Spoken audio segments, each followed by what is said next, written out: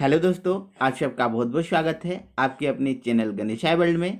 दोस्तों, आज की वीडियो में हम क्लास 12th केमिस्ट्री में ऑक्सीजन के असामान्य व्यवहार के कारण एवं गुणों को समझेंगे कि जो ऑक्सीजन होता है किन कारणों से और किन गुणों से असामान्य व्यवहार प्रदर्शित करता है, अलग व्यवहार प्रदर्शित करता है। तो दोस्तों, इससे पहले यदि आपने हमारे चैनल को सब्सक्राइब नहीं किया है तो प्लीज़ चैनल को सब्सक्राइब करें और बेल आइकन को ऑन कर लें, है ना, जिससे दोस्तों हमारा नोटिफिकेशन सबसे पहले आपके पास पहुंचेगा। तो दोस्तों, हम इसको स्टार्ट करते हैं। तो दोस्तों, सबसे पहले हम इसका क्वेश्चन आपको दिखाते हैं कि क्वेश्चन किस टाइप से आता है। तो दोस्तों, इसका जो क्वेश्चन है वो इस टाइप से आता है, ऑक्सीजन के असामान्य व्यवहार के कारण एवं गुण बताइए, ऐसा क्वेश्चन आ सकता है।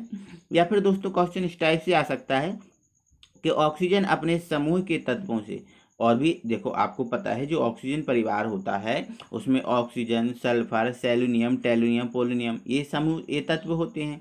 तो दोस्तों, जो ऑक्सीजन होता है अपने समूह के तत्वों से किन गुणों के और किन किन कारणों से भिन्नता प्रदर्शित करता है ये आपको बताना है, ठीक है। तो दोस्तों, मैं आपको बहुत अच्छे से क्लियर करने वाला हूँ, बस आप इसको समझिएगा, ठीक है। तो दोस्तों, आपको यदि मैं बताऊं, यदि आपसे बात करूं कि ऑक्सीजन परिवार है क्या, तो दोस्तों आपको पता है जो ऑक्सीजन परिवार होता है उसमें ऑक्सीजन, सल्फर, सेलेनियम, टेलुरियम और पोलोनियम ये दोस्तों 5 तत्व हैं इस ऑक्सीजन परिवार में, जिसको दोस्तों हम कौन सा कैल्कोजन परिवार भी बोलते हैं, ठीक है।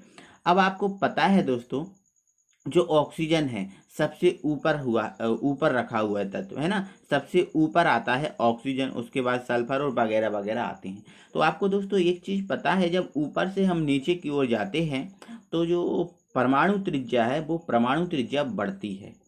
परमाणु त्रिज्या बढ़ती है इसका मतलब दोस्तों परमाणु का आकार ऊपर से नीचे की ओर चलने पर बढ़ता है।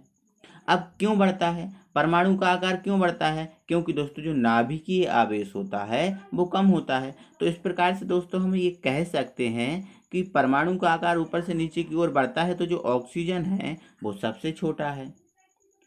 अब परमाणु का आकार ऊपर से नीचे की ओर क्यों बढ़ता है, क्योंकि नाभिकीय आवेश का मान क्या है, घटता है। तो दोस्तों हम यहाँ से ये भी कह सकते हैं कि जो ऑक्सीजन है उसका नाभिकीय आवेश क्या होता है, उच्च होता है, अधिक होता है ना। तो ऑक्सीजन का नाभिकीय आवेश उच्च होता है और परमाणु आकार सबसे छोटा होता है, मतलब ये सबसे छोटा तत्व है, ठीक है। अब दोस्तों आपको ये भी पता है जो ऑक्सीजन है वो केवल गैस अवस्था में होता है, कौन सी अवस्था में, गैस अवस्था में होता है। बाकी जो शेष तत्व होते हैं वो सॉलिड स्टेट में होते हैं, कौन सी स्टेट में होते हैं, सॉलिड स्टेट में होते हैं। तो दोस्तों यही सब कारण है जिसके कारण जो ऑक्सीजन है वो असामान्य व्यवहार प्रदर्शित करता है। और यदि हम बात करें इसकी, तो जो ऑक्सीजन है दोस्तों वो यदि धनात्मक ऑक्सीकरण अवस्था की बात करें तो धनात्मक ऑक्सीकरण अवस्था में ये 1 से +6 तक ऑक्सीकरण अवस्था प्रदर्शित करता है ना। बाकी जो शेष तत्व हैं वो इतनी ऑक्सीकरण अवस्था प्रदर्शित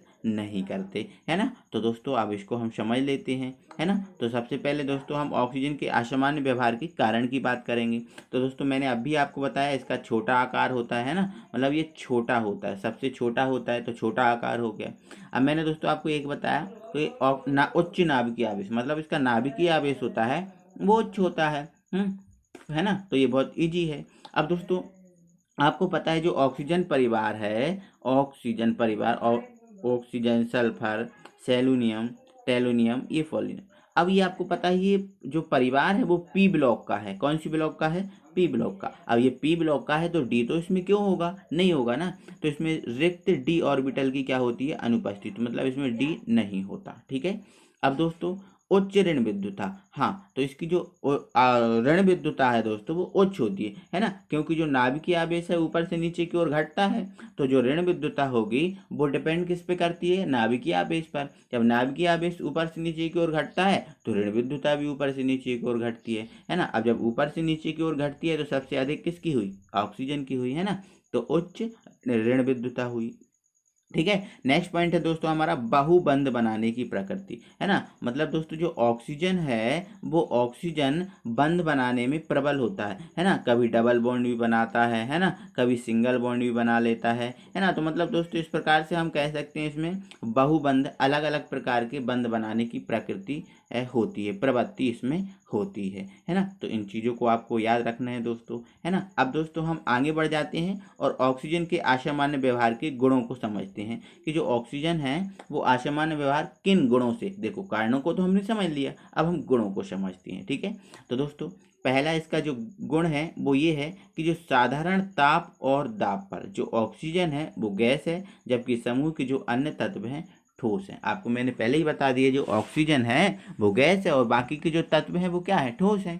तो पहला का गुण यही हुआ कि ये गैस होता है, बाकी क्या होते हैं, ठोस होते हैं। तो इस गुण के कारण यह असामान्य व्यवहार प्रदर्शित करता है। आगे हम बात करें दोस्तों, जो ऑक्सीजन है वो एक द्विपरमाणु अणु है ना, मतलब जो ऑक्सीजन है वो O2 के रूप में रहता है, किसके रूप में रहता है, O2 के रूप में रहता है। जबकि जो समूह के अन्य तत्व हैं वो चतुष्परमाणु अणु हैं, कैसे हैं, चतुष्परमाणु अणु हैं, ठीक है। तो एक कारण ये भी, एक गुण ये भी हो गया कि ये द्विपरमाणु अणु हैं और बाकी के चतुष्परमाणु अणु हैं, है ना। अब आगे बात करें दोस्तों तो थर्ड पॉइंट है, ऑक्सीजन के गलनांक क्वथनांक के मान अपने समूह में सबसे कम होते हैं, है ना। तो वो तो सही है भाई, है ना। ऑक्सीजन क्या है, गैस है, और हमने आपको बता के रखा है गैसों के जो गलनांक क्वथनांक होते हैं सबसे कम होते हैं, है ना। तो यह भी हमारा पॉइंट सही है, ठीक है। अब दोस्तों आगे बात करें, ऑक्सीजन अपने समूह में सर्वाधिक यौगिक बनाता है। तो भाई क्यों नहीं बनाएगा, बनाएगा ना, क्यों, क्योंकि ऑक्सीजन जो है अपने समूह में सबसे अधिक ऑक्सीकरण अवस्था प्रदर्शित करता है ना। देखो ऋणात्मक में तो -2 करता है,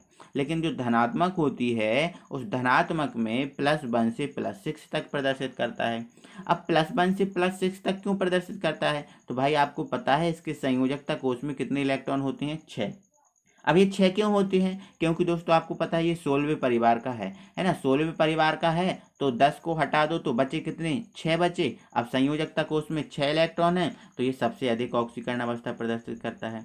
तो सबसे अधिक ऑक्सीकरण अवस्था प्रदर्शित करेगा तो सर्वाधिक यौगिक भी बनाएगा। समझ में आपको आ रहा है, ठीक है ना। अब दोस्तों ऑक्सीजन अपने समूह में सबसे क्रियाशील होता है। अब दोस्तों ये सबसे यौगिक अधिक बनाता है ये अलग बात है, और क्रियाशीलता की बात अलग है। क्यों, आपको दोस्तों पता है ऊपर से ये तत्व है ना, ये तत्व हैं, ठीक है। अब आपको ये चीज़ पता है कि ऊपर से हम नीचे की ओर जाते हैं तो क्या होता है, परमाणु का आकार बढ़ता है। परमाणु का आकार क्या होता है, बढ़ता है। सीधी सी बात हम कहें कि ऊपर से नीचे की ओर चलने पर जो क्रियाशीलता है वो क्रियाशीलता बढ़ती है ना। अब ऊपर से नीचे की ओर क्रियाशीलता बढ़ती है तो सबसे कम क्रियाशील कौन हुआ, ऑक्सीजन ही हुआ। उससे अधिक कौन हुआ, सल्फर हुआ। उससे अधिक कौन हुआ, सेलोनियम। उससे अधिक टेलुरियम, और उससे अधिक कौन हुआ, पोलोनियम, ठीक है। तो इस प्रकार से जो ऑक्सीजन है वो सबसे कम क्रियाशील होता है। तो ये हमारा पॉइंट हो जाएगा, ऑक्सीजन अपने समूह में सबसे कम क्रियाशील होता है। तो दोस्तों आपको अच्छा लगा होगा, मज़ा आया होगा। ये दोस्तों हमारा क्वेश्चन इसका फिनिश हो गया, है ना। तो दोस्तों आपको थोड़ा सा भी आपको पसंद आया है तो दोस्तों वीडियो को प्लीज़ लाइक कीजिए, है ना, और सब्सक्राइब कीजिए। अपने दोस्तों लोगों को भी शेयर करें ताकि उनका भी फ़ायदा हो। दोस्तों अगली वीडियो में हम फिर से मिलते हैं, तब तक के लिए थैंक यू वेरी मच।